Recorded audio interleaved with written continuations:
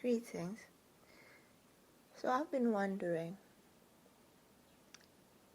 collectively agreeing on something, a code of conduct or a belief system or a method of doing things, then doing it repeatedly, and repetition hardwires certain neural pathways in place.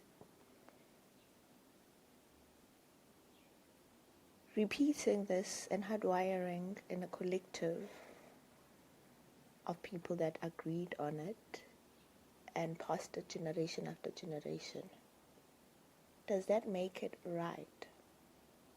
The right thing? Because in the first place, when the belief is being created and it's agreed upon, there could be a flaw that was not picked up by anyone, or the person or the few people that did pick it up were afraid to go against the majority because then they'd be persecuted or seen as different. And we have this unspoken law of fitting in, of the ultimate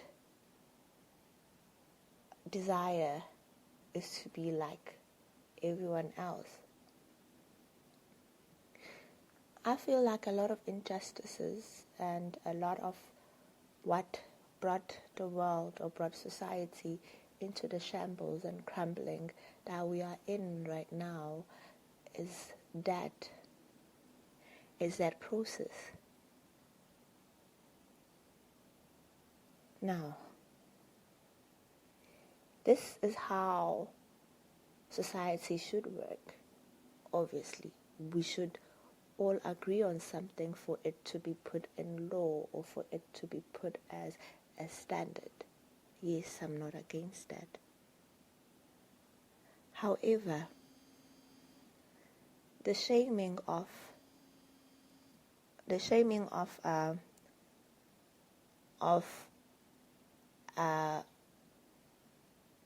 unfamiliar voices or voices that go against the status quo or oppose a certain idea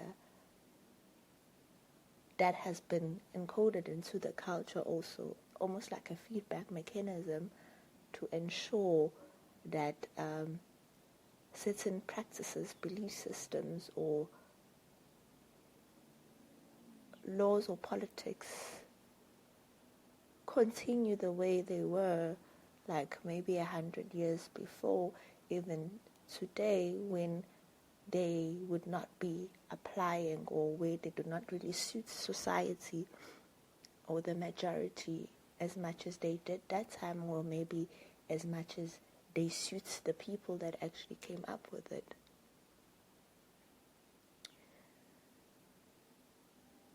Doesn't this not only kill the mental capabilities of the individuals in society, their self-esteem, their ability to know that they are heard, children trusting their instincts and the messages that they receive from the ether or source, all of that being shut down and following what has been done, basically making them robots. Isn't that what is killing us even now? Now, when I think of how this has been done, and the fact that if truth does not need to be enforced for it to be truth does not need to, you don't need to make a person fearful for them to know truth, or you don't have to put structures in place that use force for truth to be truth. It stands as truth. However, these collective agreements or hypnotic spells, as I see them, somehow always come with methods of enforcement and methods of inflicting fear so that one does not stray away from them. And when you look deeply into why these are put in place, you realize it's not for you as an individual, and it's not for your community or the society as a whole, the majority.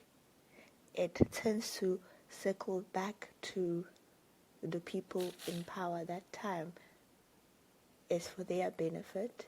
It's for their failing methodologies to continuously continue and be sustainable at the cost of the people on the ground.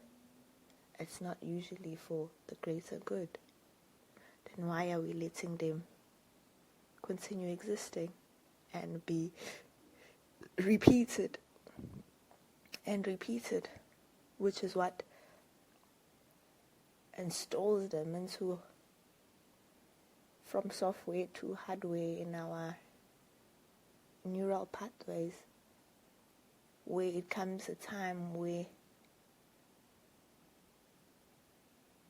as much as it's not fact, it becomes immovable furniture in the house that is slowly destroying everything else. And that's when the word, that's just how it is, or that's just how it's been done, comes in. Oh, how I hated those words growing up. When I'd ask something, why is it done like this, or why is this done? And I get an answer, that's just how it's been done, or that's just how it is. You can see that no one there actually knows why they're doing it that way.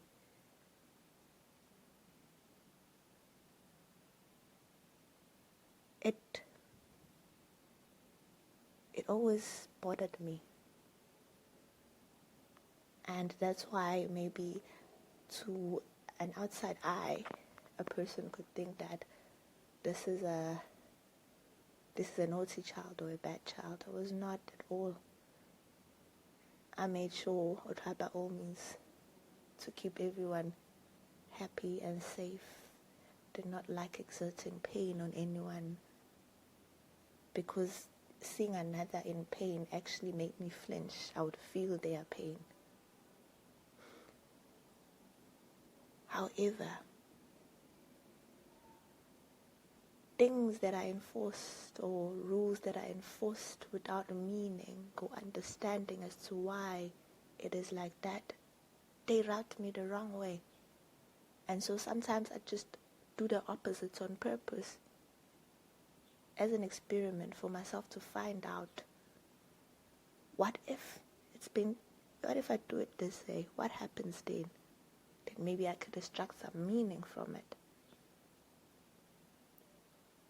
And I'd usually find out that they are punishment, fear-based, or pain-based measures that are put in place to ensure that this method that has no meaning for us continues being like that.